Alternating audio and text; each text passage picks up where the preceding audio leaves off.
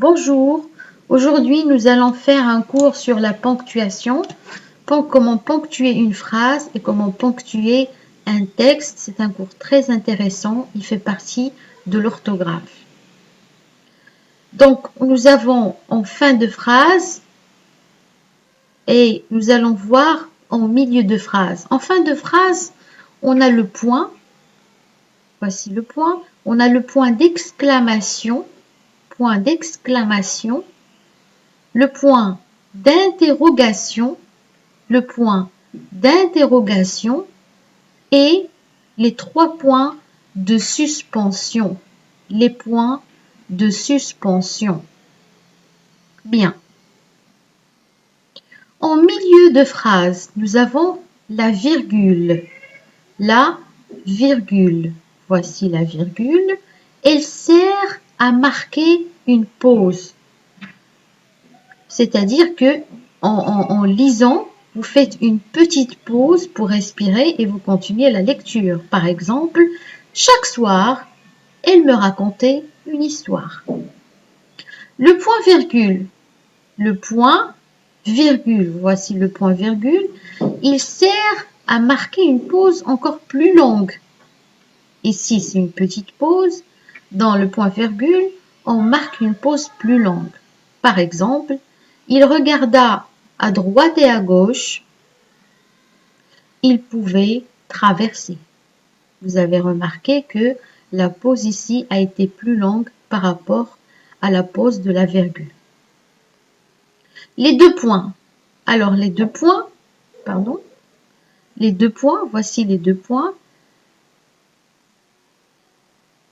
Ils servent à donner des explications, c'est-à-dire que nous expliquons quelque chose, ou à faire une énumération. Vous énumérez par exemple 1, 2, 3, 4. Par exemple ici, de la farine, des œufs et du lait. Nous allons dire la phrase. Pour faire des crêpes, il vous faut. Donc ici, nous avons les deux points d'explication, mais aussi d'énumération parce que premièrement, c'est la farine, deuxièmement, les œufs et troisièmement, le lait. Donc, ça sert aussi à donner une énumération. Bien. Nous avons d'autres signes, par exemple, d'autres signes. Par exemple, le tiret. Le tiret, il indique que une personne ou un personnage prend la parole. Il parle, il prend la parole. Par exemple, ici, quelqu'un qui parle, il dit « Entrez et prenez place ». Qui parle ici, c'est le professeur, dit le professeur. Donc, le professeur, il dit « Entrez et prenez place ». Bien sûr, on utilise le tiret. Les guillemets ou les guillemets. Les guillemets, elles servent à rapporter des paroles. C'est-à-dire que, par exemple, une personne parle, je vais rapporter ces paroles, mais je vais les mettre entre guillemets parce que ce ne sont pas mes paroles. Ça sert aussi à faire des citations, par exemple, si vous citez une phrase de Victor Hugo, par exemple, etc. Il s'écria, tu ne peux pas faire attention. Il s'écria, tu ne peux pas faire attention. Donc ici, point d'exclamation, nous l'avons déjà vu. Et vous avez les guillemets. Dernièrement, les parenthèses. Les parenthèses, les voici. Voilà. Voici une parenthèse. Voici la deuxième.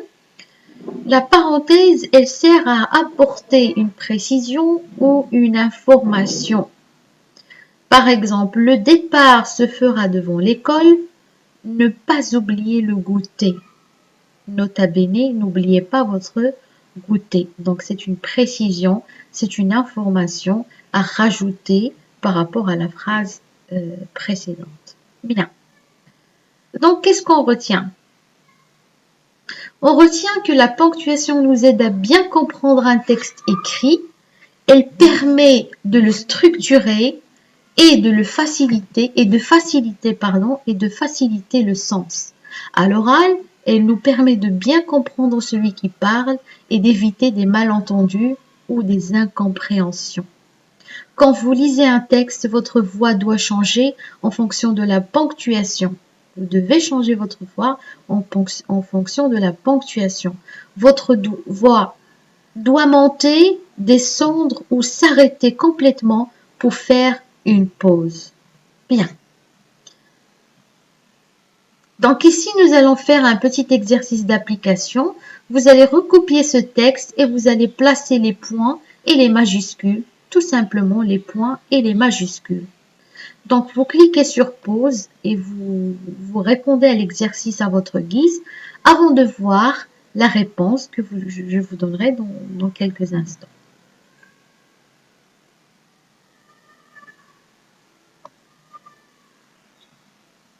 Bien, donc je corrige.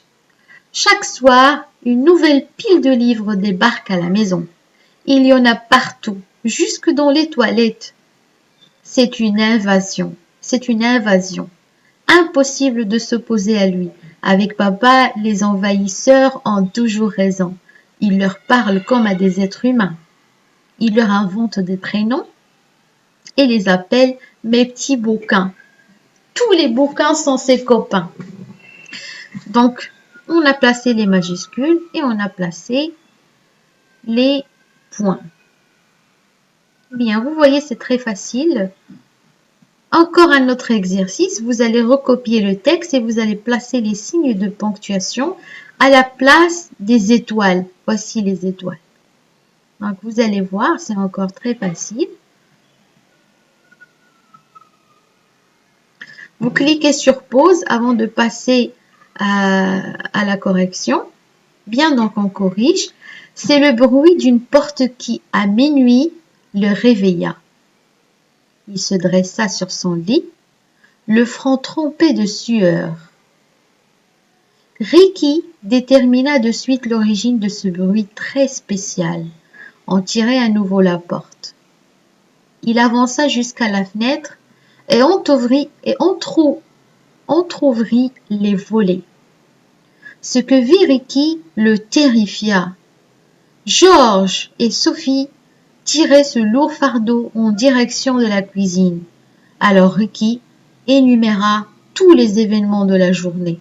La disparition de Bruno, la maladie de George, le sang sur les mains de son frère, le sac en plastique. Bien. Dernier exercice, vous allez me dire comment on appelle les signes suivants. Écrivez correctement le nom de chaque signe. Donc, nous avons déjà vu la leçon. Vous pouvez encore revenir sur ce qu'on a déjà vu et vous écrivez correctement le nom de chaque signe. Bien, sur ce, je vous dis merci d'avoir suivi cette leçon et on se voit dans la séance prochaine.